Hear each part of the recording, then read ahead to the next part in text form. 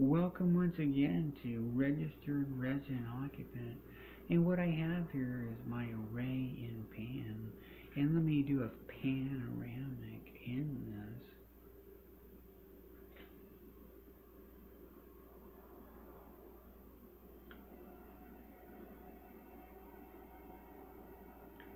And these then are the pan that I have. So this first pan on the left, that's a 1 quart utility pan, and I put everything in there. Anything that I have a liking to cook in there, it goes in there. And I make stews, and I've made cakes, and I've baked bread, and all kinds of things. And individual sitting eating for one individual goes in that pan. And it goes on the stove, it goes in the oven, it goes up to a temperature of 500 degrees in the oven, and that's qualified for. And it goes up to medium heat on the stove, and it's pre-qualification, principal and ordained attribute. And I cook up all kinds of things in that pan.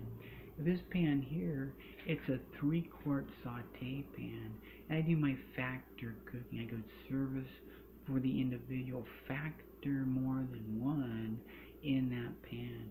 And I get about sometimes 6 sitting eatings in one cooking that I can do in that pan. And then this pan, in near adjacency to that, that's a 1-quart utility pan also, but it's a very specific use that I use that for. It's only vegetables, and including all herb that I place in that pan. No milk and no meat ever goes into that pan. And then this pan here, it's my spare pan. And I have a spare pan, and that's just in case someone comes into my residence and all they can have is fruit from a tree, and they have a particular condition, range, in behaviorism, that they can have that food cooked. It's a very special pan for a very unusual condition that could likely never occur, but it's there in case it does occur.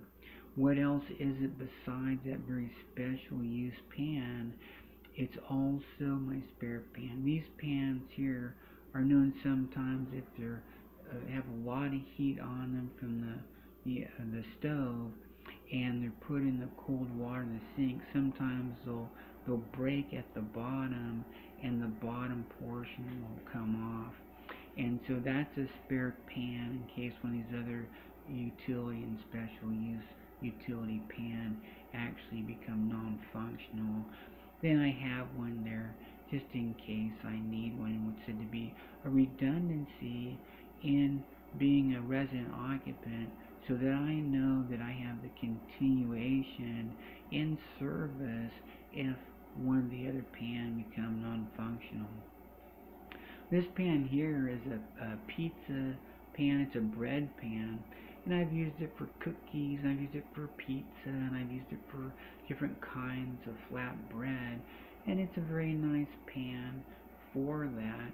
And it was a so-called non-stick, and I did find, based on my particular quality and use, that it didn't remain non-stick for all that long.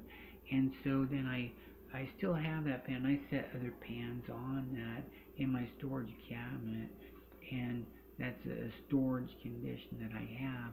And then I have this pan here that I purchased sometime after, and that's a baker's pan. And you can see what I have on it. That's parchment paper. It's baker's parchment paper, and that protects the pan from getting burned food on it. It becomes very difficult to get off in that baking condition. And so I cook my cookies, and I cook it when I do have cookies, and it's a rare condition that I do. And I also cook flatbread on that when I have the condition, cooking up some daily flatbread in my cooking. But mostly what I did this year was I did kind of disavow that baking powder bread and the yeast bread for just ongoing use in the herb kernel that's from the grass stalk that I then cook in my either my herb utility pan 1 quart. Also I can cook it in my utility pan non-special use that anything can go into any day that I'm in my kitchen doing some cooking. And so once again, left to right, 1 quart utility pan and anything goes in. 3 quart pan and anything goes in there also. 1 quart special purpose herb only. 1 quart redundancy in that very special occasion, tree, fruit, and tree part only.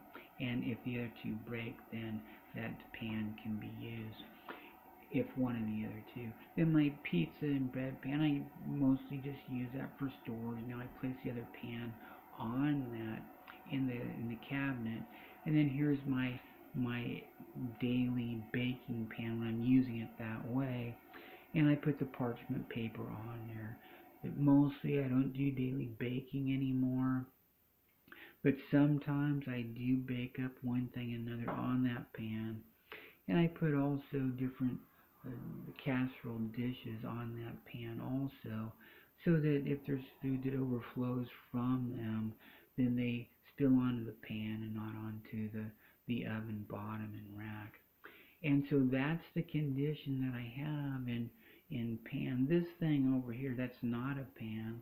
That's a cook's implement lay, and I find it very useful, and that could be cleaned off, and it looks like it's ready to be cleaned off with the scrub sponge there. And so that is our discussion this time about pans. And these two pans here, the pizza pan, the bread pan, the baking pan, those do not go on the oven to be cooked.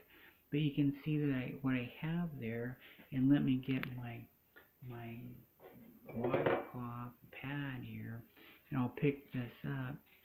Just rests on these burners here, and so I can bring this out of the oven and I can place that on those burners and look, see how that burned condition from previous use. And somebody said, well, it could be blasted clean and wiped and washed and rinsed, but I just haven't had the quality in doing so to this particular date. But that pan, it can come out of the oven, it can go right on those burner covers, and those then are trivets for my baking pan. And so once again, that's this time in registered resident occupant.